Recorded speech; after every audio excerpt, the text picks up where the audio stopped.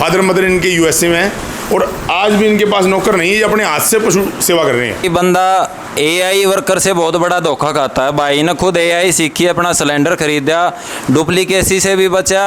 और जैसे AI worker कई बार गुस्ताखी कर देते हैं, डेड सीमन लगा जाते हैं, पशु रिपीट हो जाता है। 2-3 बार इस तरह का होने के बाद अच्छी खासी भैंस भी बंदा ये सोच के कि ये रुकेगी नहीं, अभी उसको कट्टू में दे देता है या बिल्कुल सस्ते भाव में वो निकाल देता है अपने बाड़े से। 5 फार्मर गाँव के इकट्ठे हों और ज़्यादा खर्चा नहीं है, 500 रुपये खर्चा है महीने का। 500।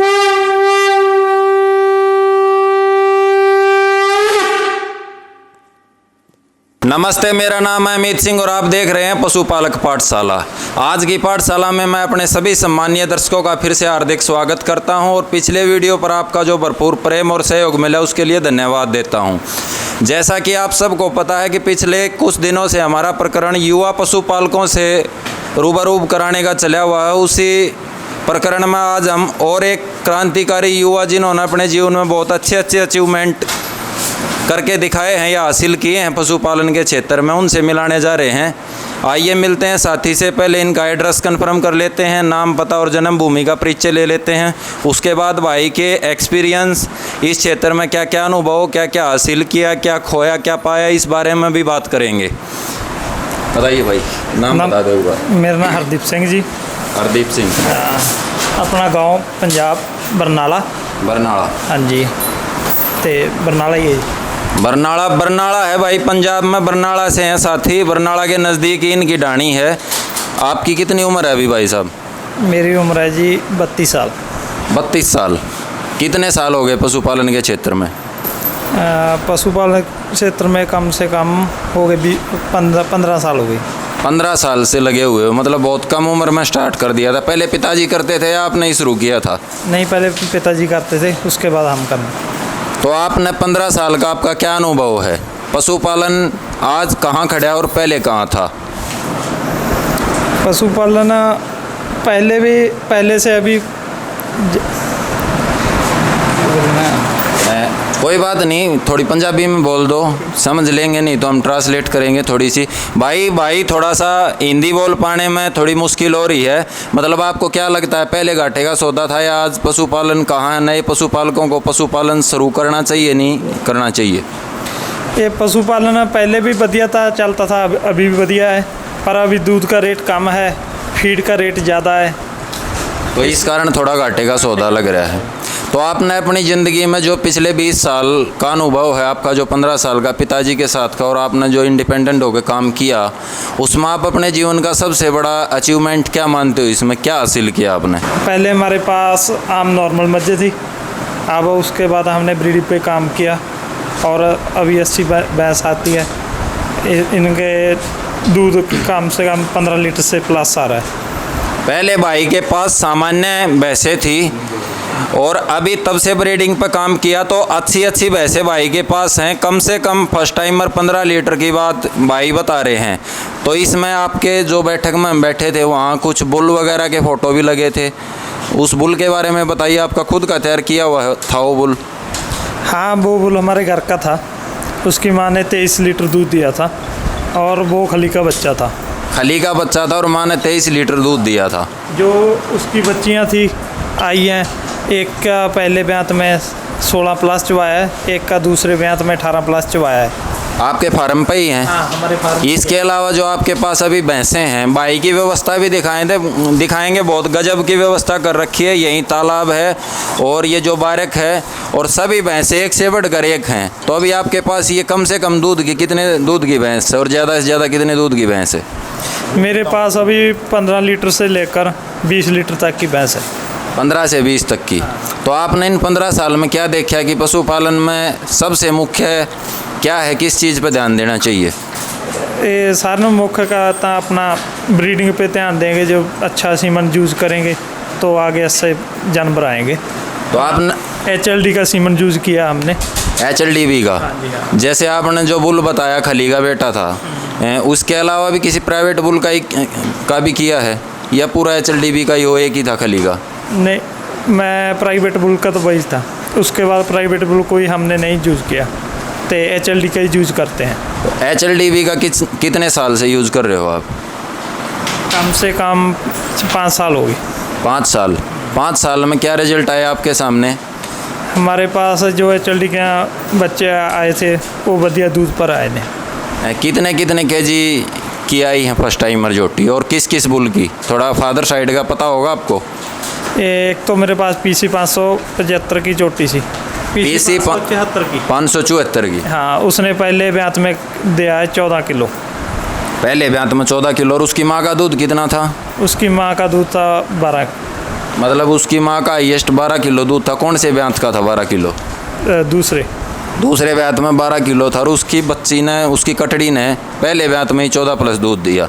PC 574 भाई, आपको पता है PC 574 से ज़्यादातर जो जागरूक पशुपालक हैं और रूबरूब हैं जानते हैं PC 574 के बारे में। हम बता रहे थे पिछले वीडियो में कि भाई फील्ड में जिस HLDB बुल का रिजल्ट आता जाएगा आपको बिल्कुल बताएंगे। तो PC 574 की कटड़ी भाई के पास आई है जो फर्स्ट ब्यात में 14 किलो दूध जिसने निकाला है, जबकि उसकी माँ का दूसरे ब्यात में 12 किलो दूध था। इसके अलावा और किस किस के बच्चे हैं आपके पास? अभी मेरे पास जो बच्चे हैं M416 के हैं, तो 10-26-99 का है, और हमारे पास PC 427 के भी है, और एक कटिया, छोटी कटिया है M154 की है। M154 M154 10-26-99 और M416। तो M416 के तो आपके पास शुरुआती दौर के होंगे, बड़ी हो गई होगी कटड़ी, क्योंकि ये तो बहुत दिन प्रेग्नेंट है कटिया। प्रेग्नेंट है। हाँ, 3-4 महीने की प्रेग्नेंट है कटिया। अभी कौन से बुल से करा रखी हो M416 वाली? लिखा हुआ है। तो आप इन चीज़ों का ध्यान रखते हैं कि जो बुल की पेडिग्री है या इस जो हमारी भैंस है इसकी पेडिग्री या जिससे हम AI करा रहे हैं उसकी पेडिग्री में कहीं आपस में वो तो नहीं आ रहा, इन ब्रीडिंग वाला सिस्टम तो नहीं हो रहा? नहीं, हम लिख कर रखते हैं, सारा रिकॉर्ड लिख के रखते हो। इसके अलावा और कुछ भाई, हम जा रहे थे KGSG में, डॉक्टर सुमित गुजर थे हमारे साथ, तो इनसे इसी विषय पर चर्चा हो रही थी हमारी कि HLDB के हम बोलते तो हैं मगर जो ग्राउंड में रिजल्ट हैं वो बहुत कम लोग दिखा पाते हैं। तो इन्होंने जिक्र किया कि हम जब बरनाला से गुजर रहे थे तो यहाँ से एक साथी हैं जिनके पास HLDB के बहुत सारे बुलों के रिजल्ट आए हुए हैं। तो आपको दिखाएंगे 3-3, 4-4 महीने से लेकर बिल्कुल 2-2, 2.5 साल तक की कटड़ियाँ हैं जो बच्चा देने वाली हैं HLDB की। डॉक्टर साहब, इनसे कब मुलाकात हुई आपकी? जी भाई नमस्कार, आपका यहाँ पहुँचने का भी नमस्कार। मेरे मित्र हैं अर्दीप भाई, काफ़ी पुराने।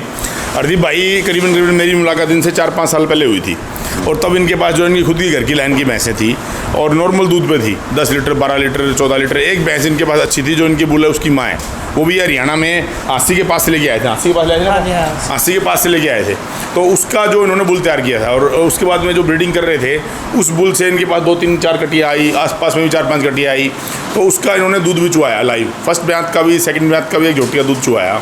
और उसके बाद में जब मैंने इनको गाइडलाइन किया, मैंने कहा आप अपनी बुल की जो ब्रीडिंग आई है उनके ऊपर HLDB सीमेन करो ताकि दूध जो है और भी बढ़े, और लाइन ब्रीडिंग नहीं होगी, इंटर ब्रीडिंग नहीं होगी, थोड़ा सा अलग हट के आपकी जो ब्रीडिंग जो है वो एक सही ट्रैक में चलेगी। और आपके माध्यम के वीडियो के माध्यम से मैं बताना चाहूँगा, हम कभी भी पशु रख रहे हैं तो अकेला पशु रखने से पशु नहीं रखा जाएगा। आपको एक कॉपी पेन उठाना पड़ेगा, लिखना पड़ेगा भाई कौन से बुल की क्या बेटी है, इसका बाप कौन, इसका दादा कौन, सारा रिकॉर्ड हम मेंटेन करेंगे। उसके बाद कहीं जाकर आपको रिजल्ट के लिए आप उम्मीद कर सकते हो भी अच्छा आएगा, और ऐसा इन भाई ने किया है। तो HLDB का सीमन पंजाब में तो मिलता नहीं, आपने उपलब्ध कराया होगा भाई को? हाँ बिल्कुल, HLDB का सीमन मैंने उपलब्ध कराया था, और आज भी है मेरे पास। और परमात्मा की दया से ऐसे बुलों सीमन है मेरे पास काफ़ी पुराना। और दूसरा जैसे M416 है वो उपलब्ध करवाया था भाई के पास, छोटा बच्चा भी आया हुआ है अभी, और छोटी प्रेग्नेंट भी है। और आने वाले टाइम में जो है मतलब अब M416 का सीमन मार्केट में खूब नकली बिक रहा है, और लोगों ने मतलब ये इतना ज़्यादा किया भी M416 का सीमन फ्री में, मतलब 150 में, 100 में। मैं कहता हूँ मुझे अगर कोई देना चाहे मैं 2000-3000 में लेने को तैयार हूँ, मेरे को विद बिल और विद प्रूफ वहीं से दिलवा दो, मैं लेने को तैयार हूँ। तो आप देते हो, आप बिल देते हो? बिल्कुल, प्रूफ रहता है आपके पास? जो सीमन है विद बिल है, विद बैच नंबर है। और मैंने सभी को रिक्वेस्ट की थी जब सीमन के मामले में, जब भी सीमन लें बिल देख के लें। बिना बिल का लोग कहते हैं ना अंडर टेबल सेटिंग होती है, हम वहाँ से सीमन ले आते हैं, ऐसा कुछ नहीं है। आपकी वीडियो के माध्यम से मैं कहूँगा अभी कोई भी अगर ऐसा कहे उसको आप झूठ माने, क्योंकि वो आपको बगला रहा है। क्योंकि आज के टाइम प्रिंटिंग देखते हैं लोग ये नहीं देखते सीमन लेने वाला कहाँ से लिया है या नहीं लिया है, बस प्रिंटिंग देखना है। डॉक्टर ने वो प्रिंटिंग के हिसाब से सीमन ले लिया, डॉक्टर ने लगा दिया, ना डॉक्टर को पता ना किसी और को पता, लेकिन सप्लायर को पता होता है सीमन कहाँ से आया, कैसे आया।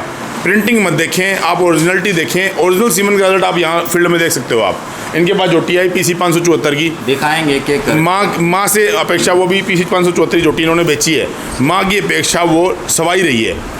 अब रिजल्ट आप खुद देख लो। दूध बढ़ा, क्यों बढ़ा? क्योंकि सीमन सही था, सेवा सही थी, और अगली जो ब्रीडिंग जो इन्होंने ट्रैक पकड़ा वो भी सही था। तो ये ज़रूरी है भाई। अगले 2-3 दिन डॉक्टर साहब अपने साथ ही हैं पंजाब के दौरे पर, KGSG तक पहुंचते बहुत सारे पशुपालकों से ऐसों से मिलेंगे हम, और डॉक्टर साहब की खूब मार्केटिंग होगी। आपको हरदीप भाई इतने मेहनती हैं, आप यकीन नहीं करोगे। मैंने अब आज से नहीं, बहुत पहले देख रहा हूँ, इनके पास करीबन 35-40 पशु थे, तब से अब इन्होंने कम किए हैं क्योंकि दूध का रेट नहीं मिल रहा, फीड का रेट बढ़ गया, उस कारण से इन्होंने पशु कम किया। और तब भी ये खुद करते थे, ये और इनकी वाइफ जो है दोनों मिलके करते हैं। फादर मदर इनके USA में हैं, और आज भी इनके पास नौकर नहीं है, ये अपने हाथ से पशु सेवा कर रहे हैं, ब्रीडिंग भी कर रहे हैं, सेवा भी कर रहे हैं, रिकॉर्ड भी मेंटेन कर रहे हैं। और सबसे बड़ी बात, इन भाई ने AI भी खुद सीखी हुई है, AI भी खुद करते हैं, और मतलब अपना आसपास के परिवार में भी AI करते हैं। नज़दीकी जो है इनके, मतलब फील्ड में कम घूमते हैं, और सिलेंडर भी खुद का लिया हुआ है। तो आपने मतलब कंटेनर खुद ही रखा है? हाँ जी, हाँ जी। बिल्कुल। तो भाई ये बिल्कुल एक बहुत बड़ी बात है कि बंदा AI वर्कर से बहुत बड़ा धोखा खाता है। भाई ने खुद AI सीखी, अपना सिलेंडर खरीदा, डुप्लीकेसी से भी बचा। और जैसे AI वर्कर कई बार गुस्ताखी कर देते हैं, डेड सीमन लगा जाते हैं, पशु रिपीट हो जाता है। 2-3 बार इस तरह का होने के बाद अच्छी खासी भैंस भी बंदा ये सोच के कि ये रुकेगी नहीं, अभी उसको कट्टू में दे देता है या बिल्कुल सस्ते भाव में वो निकाल देता अपने बाड़े से। तो भाई अमित भाई आपको एक बात बताना चाहूँगा। देखो 5 या 7 फार्मर एक गाँव के इकट्ठे हों और ज़्यादा खर्चा नहीं आता, क्योंकि देखो आप पिछला समय जो दौर रहा है ना, आपका पशुओं ने रिपीटिंग में काफ़ी समस्या रही है। क्यों? क्योंकि लॉकडाउन में LN2 गैस जो है वो मिली नहीं। सीमन जिससे क्या हुआ, डेड हुआ। और डेड सीमन भी कुछ सप्लायरों ने या कुछ डिस्ट्रीब्यूटरों ने या कुछ मतलब किसी ने भी जो सीमन वो मार्केट में यूज़ किया, किसी ने फेंका नहीं। आपने देखा होगा लॉकडाउन में कितना LN2 की समस्या थी। मैंने खुद 120 रुपये लीटर LN2 खरीद के अपना सीमन मेंटेन रखा है। तो कुछ लोग जो है उसको खरीद नहीं पाए, और कईयों को मिल भी नहीं पाई LN2। तो सीमन खराब हुआ तो आज तक आपने कहीं नहीं देखा हो किसी ने सीमन फेंका हो। रीज़न क्या है? वो सीमन क्या था, वो फील्ड में यूज़ हुआ। एक भैंस भी यूज़ किया हमने, एक भैंस को 1 महीने रिपीट करके 2 महीने रिपीट करके, क्या हुआ? ड्राई पीरियड बढ़ गया, और ड्राई पीरियड बढ़ गया तो आपका कॉस्ट बढ़ गया। तो वो नुकसान जो है वो फार्मर को भुगतना पड़े। इससे अच्छा 5 फार्मर गाँव के इकट्ठे हों, और ज़्यादा खर्चा नहीं है। 500 रुपये खर्चा है महीने का। 500 रुपये 500 भी नहीं है, मेरे पास खुद है 300 रुपये की गैस डलती है एक महीने में। 500 रुपये इसलिए अभी कोई सप्लायर आपके पास 50 रुपये लीटर भी गैस देता है। वैसे तो नॉर्मली आप देखो गैस अगर कोई फैक्ट्री है तो आपको 30-40 रुपये मिल जाएगी, लेकिन कोई सप्लायर आपको 50 रुपये लीटर भी गैस देता है, तो 500 रुपये 10 लीटर गैस लगनी है महीने की। 35 लीटर का कंटेनर रखो, 5-7 फार्मर इकट्ठे हो, पूरे गाँव का भला हो जाएगा। उसमें अपना 1 साल का पहले ही, जैसे आपने सीमन यूज़ करना है अपने फार्म पे या किसी दोस्त के फार्म पे, तो 1 साल पहले का अपना प्लान बनाएं आप भी। मेरे पास जितने पशु हैं ये सीमन यूज़ करना है, वो उसमें रखें। क्योंकि होता क्या है फील्ड में आप देखोगे, जैसे इन भाइयों ने तो सिलेंडर रख लिया अपने पास, इनको पता मेरी भैंस हीट में आएगी तो मैं इसको फलाना सीमन लगाऊंगा, रिकॉर्ड मेंटेन रख लिया। होता क्या है कई बार फील्ड में सीमन उपलब्ध नहीं होता डॉक्टर के पास, आपकी भैंस हीट में आ गई और आपने डॉक्टर को बुलाया, डॉक्टर क्या करेगा? सिलेंडर में जो सीमन होगा वही लगाएगा, तो आप ब्रीडिंग नहीं कर पाओगे, आपको मन मार के वो सीमन लगवाना पड़ेगा। तो क्या होगा? वो नस्ल नहीं बन पाई। तो इसलिए सिलेंडर अपना लें, 5-7 फार्मर लें। किसी को सिलेंडर प्रोवाइड नहीं होता है तो हम नॉमिनल रेट पे, बहुत कम रेट पे मैंने उपलब्ध भी करवाए हैं। 35 लीटर के कम से कम 12-13 सिलेंडर उपलब्ध करा चुका हूँ मैं। पीछे भी आप आए थे, उस टाइम अमनदीप भाई भी लेके गए थे। तो मतलब लगभग जो है सिलेंडर उपलब्ध करा दूँगा मैं, और उसके अंदर गैस LN2 5-7 आदमी इकट्ठे होकर अपना सिलेंडर रखें और पूरे गाँव का उद्धार करें। तो आप एक बार अपना फ़ोन नंबर वैसे तो मैं स्क्रीन पर जोड़ भी दूंगा भाई, मगर डॉक्टर साहब से भी एक बार नंबर कंफर्म कर लेते हैं, और अपने जो ये युवा साथी हैं इनसे भी इनका नंबर आप तक पहुंचाएंगे। अगर किसी तरह की सहयोग या सलाह की ज़रूरत पड़े तो भाई के पास कॉल करके आप बात कर सकते हैं। तो आप बता दो। अमित भाई मेरा फ़ोन नंबर है 93 158 21 114 93 158 21114। व्हाट्सएप नंबर भी यही है। और मैं आपके माध्यम से रिक्वेस्ट करूँगा, फ़ोन कॉल ज़्यादा आते हैं मेरे पास, कोई भी भाई मैसेज करना चाहे व्हाट्सएप के माध्यम से मैसेज करे, उसको रिप्लाई मिलेगा। 24 घंटे के बीच में उसको रिप्लाई मिलेगा। हो सकता है किसी कारण फ़ोन ना उठा पाऊँ, लेकिन फिर भी कोशिश रहती है किसी की बैक आई फ़ोन तो मेरी बैक कॉल ज़रूर जाएगी। तो उस मतलब कई बार क्या होता है, जैसे कहीं बैठे हैं तो नहीं उठा पाते फ़ोन कॉल ज़्यादा आने के कारण, लेकिन ये श्योर है उस भाई के पास कॉल जाएगी। मेरे लायक जो भी होगा, जितनी हेल्प हो सकेगी उसकी हेल्प की जाएगी। इसी तरह हरदीप भाई है, इनका नंबर हरदीप भाई अपना नंबर 98 787 70 116। अरे बड़ी अच्छी हिंदी में बोल दिया ये तो।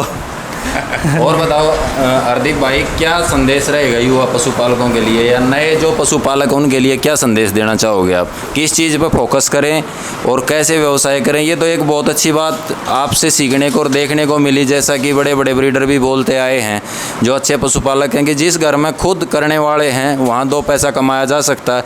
और मूल रूप से जिसमें जो अर्धांगिनी है, डॉक्टर संदीप गहरा जी हैं, एक दिन उन्होंने मैसेज डाला था ग्रुप में कि जिस घर में महिला का हाथ खोर तक, मतलब जो हम जिसमें चारा डालते हैं अलग अलग क्षेत्र में बोलते हैं, घर की महिला का हाथ वहाँ तक जाता है, उस घर में पशुधन नुकसान नहीं कर सकता, क्योंकि वो जहाँ इन्वॉल्व हो जाती हैं बड़ी बारीकी से काम करती हैं। तो क्या संदेश देना चाहोगे युवाओं को?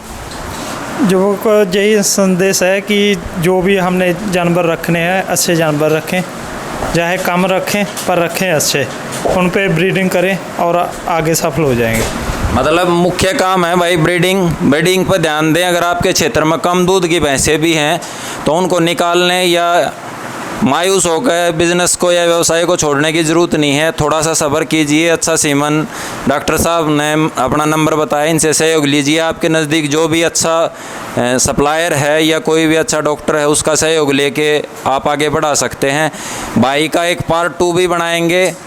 पार्ट 2 में हम भाई का जो पशुधन है वो दिखाएंगे कि एक साइड से उसकी पेडिग्री रिकॉर्ड से आपको वाकिफ़ कराएंगे। तब तक के लिए आप खुश रहें, स्वस्थ रहें। जय हिंद, जय भारत।